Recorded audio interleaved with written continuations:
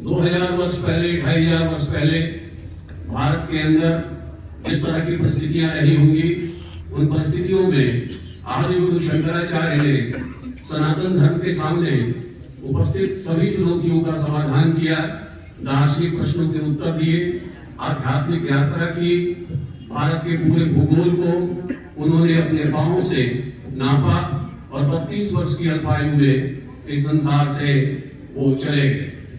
लेकिन उनकी स्मृति हम सब सनातन धर्मियों के मन में, हमारे मानस पर सदा सदा के लिए अमर है।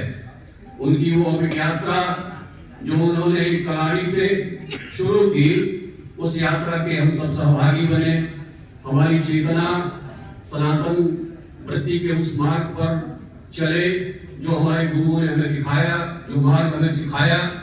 इसलिए बहुत आवश्यक है कि हम अपनी परंपराओं को जानें, उनके प्रति विश्वास और आस्था अपने हृदय में रखें और उसके लिए सतत प्रयास करें, अपने को कटिबद्ध करें कि हम इस देश के अंदर हमारे सनातन धर्म के सामने जो आज प्रस्तुत चुनौतियां हैं, उनका हम कैसे मुकाबला करें।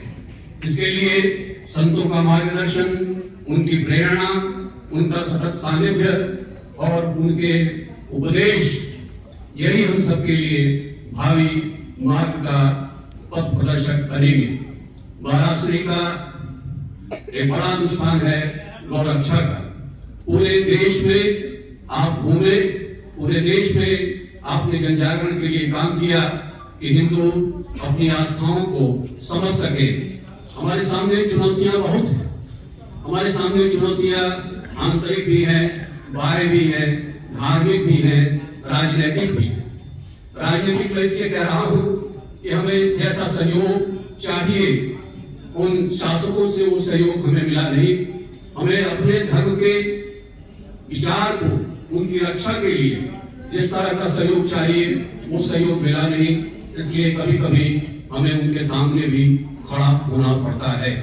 इसलिए मैं आप सबसे कहना चाहता हूं कि इस हिंदुस्तान में जन जागरण का एक बड़ा आंदोलन जो हमारा सी चला रहे हैं, वो रक्षा का, उसमें आप सब सहभागी बने, उसमें आप सब साथ चले।